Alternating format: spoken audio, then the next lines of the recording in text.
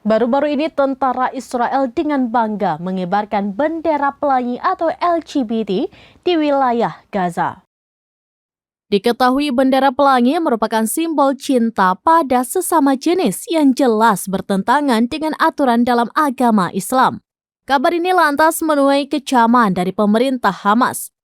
Sebagaimana diketahui, gambar tentang IDF yang mengibarkan bendera LGBT itu beredar luas di akun X.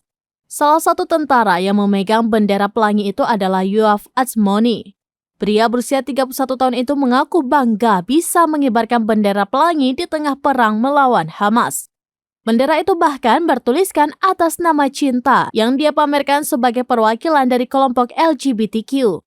Atzmoni mengaku menuliskan pesan itu sebagai balasan ucapan pasukan Hamas yang menuliskan kalimat syukur di dinding rumah. Foto itu dilaporkan diambil sekitar 2 minggu lalu di wilayah Atatra, Gaza Utara. Pasalnya, kelompok LGBTQ di Palestina selama ini mengalami penganiayaan karena melakukan tindakan yang bertentangan dengan undang-undang. Maka dari itu, ia ingin berjuang untuk merampas Palestina agar tidak kehilangan hak-haknya.